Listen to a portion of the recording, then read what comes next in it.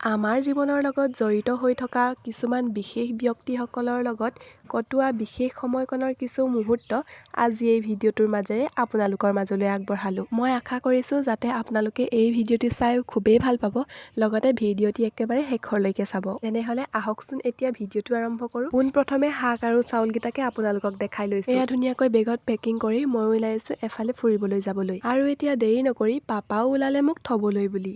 আৰু গৈ থাকোঁতে আমাৰ পৰিৱেশটো পিছে মন কৰিছে নাই, ইমান যে ধুনীয়া ভিউ। এনেকুৱা এটা পৰিৱেশৰ মাজত গৈনো কাৰ বেয়া লাগিব বাৰু কওকচোন। বাৰু এয়া কথা পাতি গৈ থাকোঁতে আমিও আমাৰ ডেষ্টিনেশ্যন পালোগৈ। আৰু গৈ পাই দেখোঁ যে আমাৰ প্ৰমীলাহঁতে আকৌ ধুমধাম কান্দিবলৈ ধৰিছে। বাৰু কাৰণটোনো কি জানোচোন আহক। সিহঁতৰ বোলে বৰ দুখ জীৱনত, তাকে একেবাৰে গোটেই কেইজনীয়ে মিলাই মিলি কান্দিছে। তাতে আকৌ আজি দিনটোও অলপ দুখৰ, একেলগে মিলি গ'ল আৰু।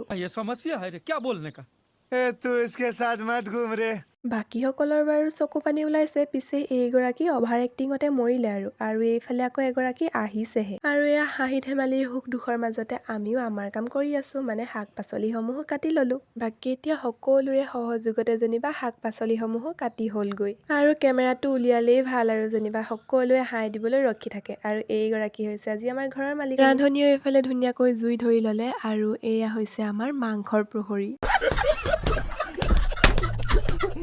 বাৰু এতিয়া কপালৰ ঘাম মাটিত পেলাই ইমানহে কষ্ট কৰিছোঁ, এতিয়াতো চাহ একাপ খাবই লাগিব নে কি কয়।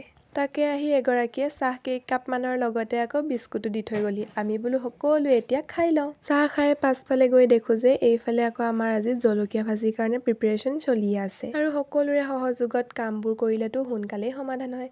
বাৰু এইগৰাকীৰ পিছে কি হ'ল চাওঁচোন আহক। সোধাত গম পালোঁ যে মাংসত বোলে ৰঙালাও দিলে এইগৰাকীয়ে নাখায়। কিন্তু অজানিতে যে কেতিয়াবা ভুলবোৰ হৈ যায়, আজিও ঠিক তেনেকুৱাই হ'ল। নজনাকৈ আকৌ ৰান্ধনীয়ে মাংসতে ৰঙালাও দি দিলে। আৰু অজানিতে হোৱা ভুলৰ ক্ষমা নাই বুলি তাই কান্দিয়েই দিলে। বাৰু একো নাই, এইবোৰে এদিন স্মৃতি হৈ ৰ'ব। তাৰ পাছত এইফালে আকৌ মিৰৰ এখন দেখিছিলেহে, সিহঁতৰ ফটো ভিডিঅ' উঠিবলৈ ঠাহনি নাই। বাৰু এতিয়া ধুনীয়াকৈ ফটো চটো মাৰি লোৱাৰ পাছতে মোৰ আকৌ এটা দায়িত্ব পৰিল। দেখিয়েই চাগে আপোনালোকে ধৰিব পাৰিলে। হয়, আজি মোৰ দায়িত্ব হ'ল জলকীয়া ভাজি বনোৱা।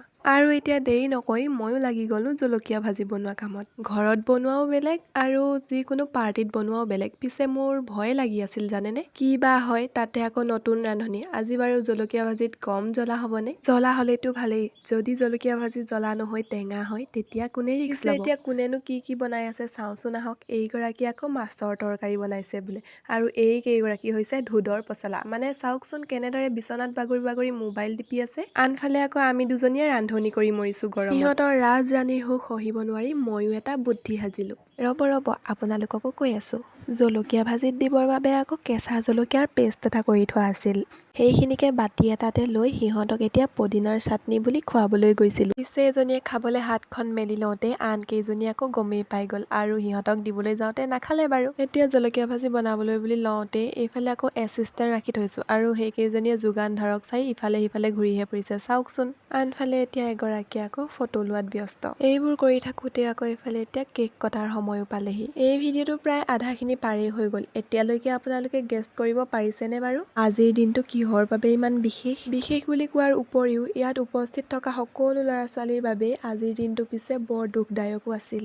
কাৰণ সকলোৰে মৰমৰ এই বাইদেউ দুগৰাকী আজিৰ পৰা আমাৰ মাজত আৰু নাথাকিব। মানে তেওঁলোকে নিজ নিজ কৰ্মৰ বাবে আমাৰ মাজৰ পৰা অতি সোনকালে আঁতৰি যাবলগীয়া হ'ল। সেয়েহে আমি এই দিনটো এনেদৰে স্মৃতি হিচাপে ৰাখিবৰ বাবে কিবা এটা সৰুকৈ হ'লেও আয়োজন কৰিছিলোঁ। এতিয়া দুয়োগৰাকী বাইদেৱে কেক কাটিলে আৰু সকলোকে খাবলৈ দিলে। কেক কটাৰ সময়ত এনেকুৱা মুহূৰ্তবোৰতো সদায় বিশেষ। আৰু এনেদৰে ল'ৰাসকলে বাইদেউৰ লগত অলপ ধেমালি কৰিলে। ধেমালিৰ পাছতে আমাৰ কলেজৰ সকলো ছাৰ বাইদেউকে আমি এনেদৰে খাবলৈ বুলি বহুৱালোঁ। বাইদেউসকলে খোৱাৰ পাছতে ল'ৰাসকল আৰু ল'ৰাসকলৰ পাছতে এনেদৰে ছোৱালীসকল, মানে গ্ৰুপে সকলো গৈ আছে আৰু তাৰ পাছতে আমিও এতিয়া খাবলৈ বুলি বহি দিলোঁ। আৰু আজি সকলোৰে মাজত যি হাঁহি ধেমালি কন্দা কটা হ'ল সেই সকলোবোৰ এদিন স্মৃতি হৈ ৰ'ব।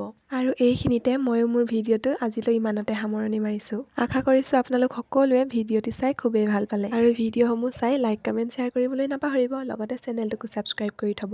তেনেহ'লে অন্য এটি ব্লগত লগ পোৱাৰ আশাৰে আজিলৈ বাই।